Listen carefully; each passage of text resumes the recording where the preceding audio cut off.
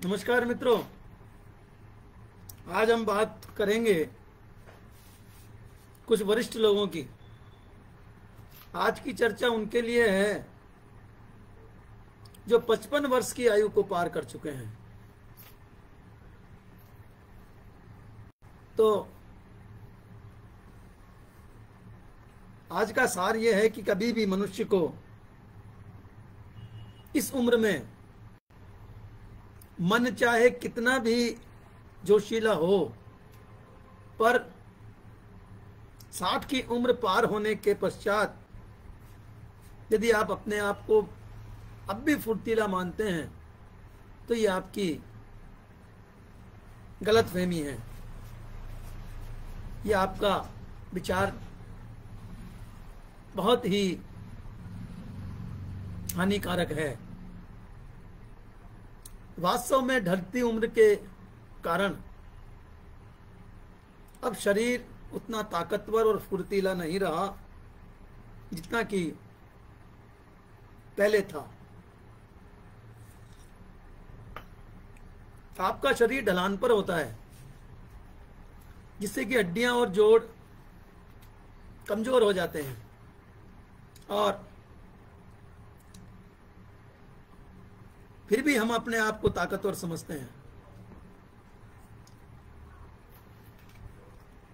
कभी कभी यह भ्रम रहता है कि यह काम तो मैं चुटकी भर में कर लूंगा, लेकिन बहुत जल्दी सच्चाई सामने आ जाती है और हम अपने शरीर का नुकसान कर बैठते हैं। सीनियर सिटीजन होने पर जिन बातों का ध्यान रखना चाहिए, आज हम उन पर कुछ चर्चा करेंगे। मैं आपको कुछ इस टिप्स ऐसे दूंगा जिससे कि हम अपने आप को, अपने शरीर को दुर्घटनाओं से बचा सकें।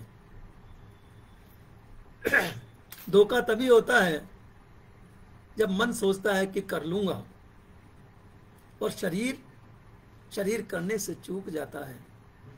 परिणाम एक एक्सीडेंट और शारीरिक क्षति। ये क्षति फ्रैक्चर से लेकर के हेड इंजरी तक हो सकती है। कहने का मतलब कभी कभी जानलेवा भी साबित हो सकती है। इसलिए जिन्हें भी हमेशा हड़बड़ी में काम करने की आदत हो, बेहतर होगा कि वे अपने आदतें बदल लें, अपनी आदतों को तुरंत बदल डालें, भ्रम न पालें, सावधानी बरतें, क्योंकि अब आप पहले की तरह फुर्तीले तो रहे नहीं हैं। केवल मन करता है कि मैं फुर्तीला हूं। शरीर में, मन में गलतफहमी होती है कि मैं अभी भी जवान हूं, यंग हूं। अब सुबह जब आप नींद से जागें, अगला टिप्स है, सुबह जब आप नींद से जागें तो नींद खुलते ही तुरंत बिस्तर को कभी न छोड़ें, कभी खड़े न हो। एक साथ आंख खुलते ही कई लोग खड़े हो जाते हैं पलंग से। ऐसा नहीं करना चाहिए, क्योंकि आंखें तो खुल जाती है मगर हमारा शरीर और नसों का रक्त प्रवाह पूर्ण चैतन्य अवस्था में नहीं हो पाता है और उसी समय चक्कर आकर के गिरने की संभावनाएं बनी रहती है। अतः पहले बिस्तर पर कुछ मिनट बैठे रहें और पूरी तरह से चैतन्य हो लें। कोशिश करें कि बेड पर बैठे बैठे ही आप अपने चप्पलें और सैंडल पैर में डाल लें और खड़े होने पर मेज या अन्य किसी चीज का सहारा पकड़ करके खड़े हो जाएं। अक्सर यही समय होता है जब डगमगा कर गिर जाने का डर बना रहता है और कई लोग गिर भी जाते हैं। गिरने की सबसे ज्यादा घटनाएं बाथरूम में, वॉशरूम में या टॉयलेट में ही होती है। आप चाहे अकेले हों या पति पत्नी के साथ रहते हों या संयुक्त परिवार में रहते हों, लेकिन बाथरूम में तो आप हमेशा अकेले ही रहेंगे, अकेले ही होते हैं। यदि आप घर में अकेले रहते हैं तो और अधिक सावधानी बरतने की आवश्यकता है, क्योंकि गिरने पर यदि उठ न सके तो दरवाजा तोड़कर ही आप तक सहायता के लिए कोई पहुंच सकेगा, और वो भी जब पड़ोसी को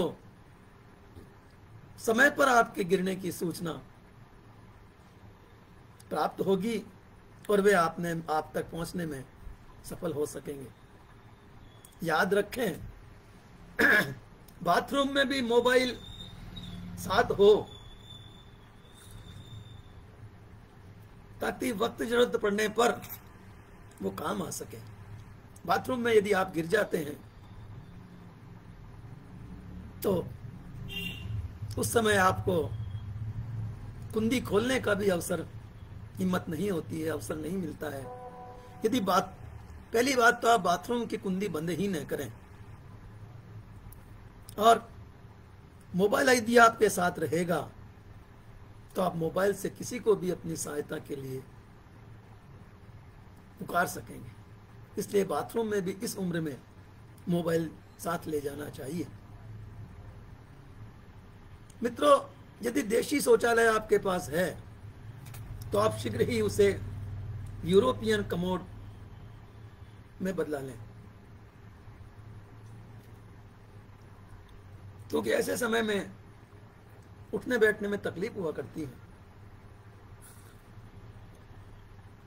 और आपको आगे पीछे कुछ दिनों बाद बदलाना तो पड़ेगा ही।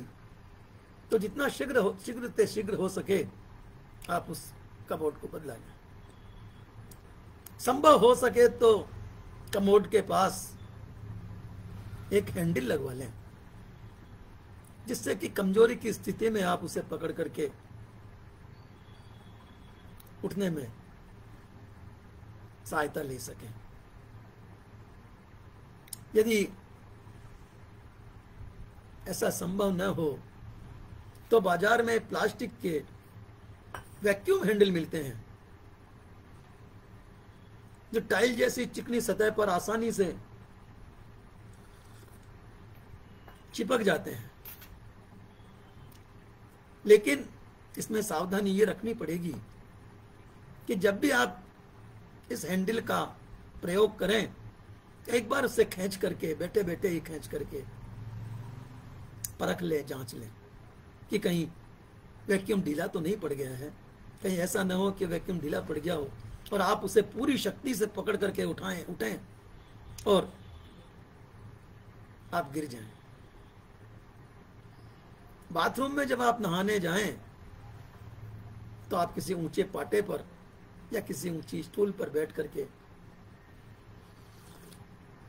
ही स्नान करें।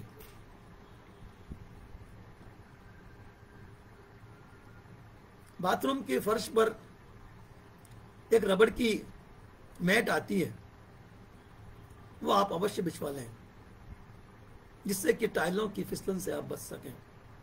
आजकल तो टाइलें भी इस प्रकार की आ गई हैं जिनमें फिसलन नहीं होती है, वे कुछ खुरदरी हुआ करती है। गीले हाथों से कभी भी बाथरूम के दीवारों की टाइलों को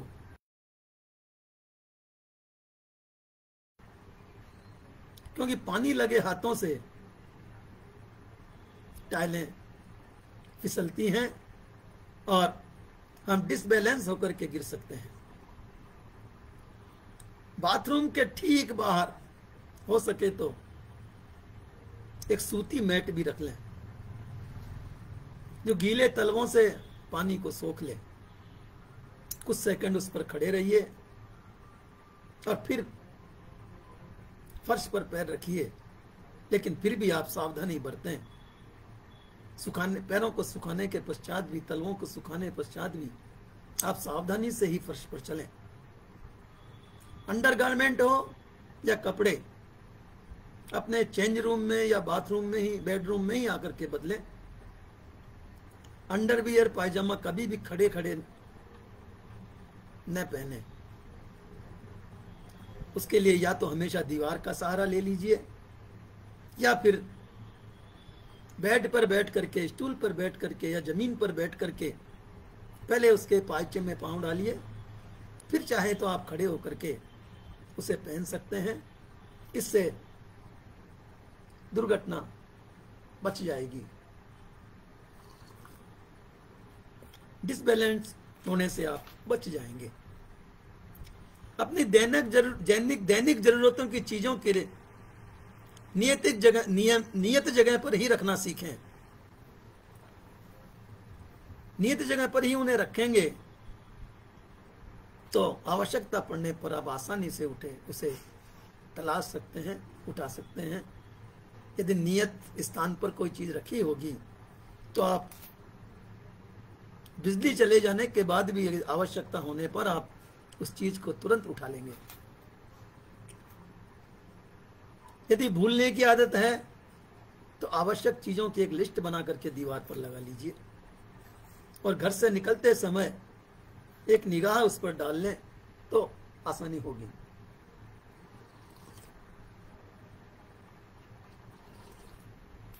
जो दवाएं आप रोजाना लेते हैं उनको प्लास्टिक की एक प्लानर में रख लें, जिससे जुड़ी हुई डिब्बियों में हफ्ते भर की दवाएं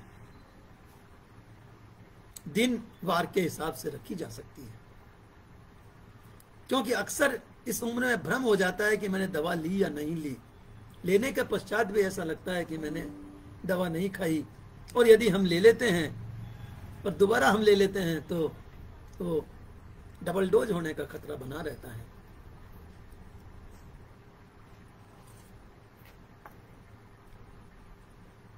सीढ़ियों से चढ़ते उतरते समय सक्षम होने पर भी रेलिंग का या दीवार का सहारा अवश्य लें। खास करके ऑटोमेटिक सीढ़ियों पर तो आप रेलिंग पकड़कर ही चढ़ें। ध्यान रहे, आपका शरीर अब आपके मन का ओबीडिएंट सर्वेंट नहीं रहा है। ओबीडिएंट सर्वेंट वाले दिन अब लद गए हैं।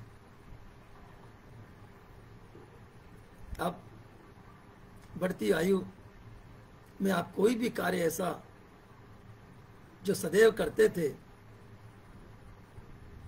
उसे बंद नहीं करना चाहिए। कम से कम अपने से संबंधित अपने कार्य तो करते ही रहें। जैसे नित्य प्रातःकाल घर से बाहर पार्क में घूमने जाने की आदत हो, छोटी मोटी एक्सरसाइज की आदत हो, वो बराबर करते रहें, उसे न छोड़ें। नहीं तो आपके योग व व्यायाम से दूर होते ही आपके शरीर अंगों की सतर्कता, सक्रियता और लचीलापन कम हो जाएगा। हर मौसम में कुछ ना कुछ योग प्राणायाम अवश्य ही करते रहें। अपना पानी, भोजन, दवाइयां इत्यादि स्वयं ले, जिससे शरीर में सक्रियता बनी रहे। छोटे छोटे कामों के लिए भी किसी का सहारा न लें। बहुत आवश्यक होने पर ही दूसरों की सहायता लेनी चाहिए। मित्रों, घर में यदि छोटे बच्चे हैं तो उनके साथ में आप अधिक समय बिताइए, लेकिन उनको अधिक टोका टाकी न करें। ध्यान रखें कि अब आपको सबके साथ एडजस्ट करके चलना पड़ेगा और चलना चाहिए, न कि सबको आपसे एडजस्ट करना है। सबको नहीं, हमको अब सबसे एडजस्ट करके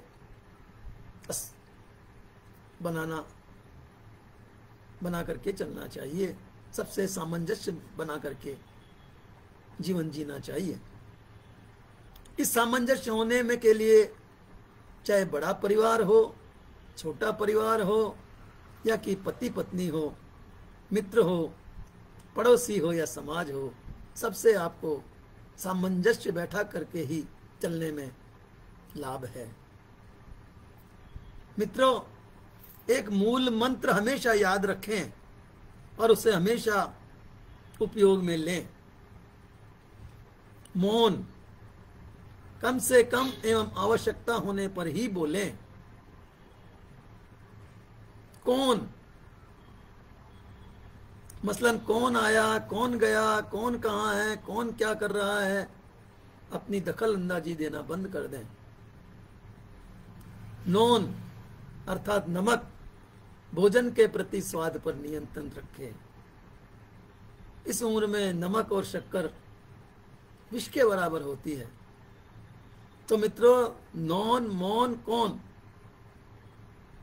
इस मूल मंत्र को जीवन में उतारते ही वृद्धावस्था प्रभु का वरदान साबित हो जाती है, जिसको कि बहुत कम लोग ही उपभोग में लेते हैं। वरना बात बात पर टोका टाकी होती है, बात बात पर पूछा पाछी होती है, बात बात पर इंक्वायरियां होती हैं, और वो आजकल के नवयुवकों को, परिवार को कतई पसंद नहीं होती है। मित्रों, कृपया इस संदेश को अपने घर पर, रिश्तेदारों को, आस पड़ोस के वरिष्ठ सदस्यों को अवश्य प्रेषित करें। ये वरिष्ठ जनों के लिए बहुत उपयोगी संदेश है, जिससे कि उनका जीवन सुखी और स्वस्थ रह सके। नमस्कार, आज बस इतना ही। कल फिर इसी समय, इसी पटल पर एक नए विचार के साथ प्रस्तुत होऊंगा। तब तक के लिए विदा। प्रणाम। जय सिया राम, जय हनुमान, जय भारत, जय हिंदुस्तान।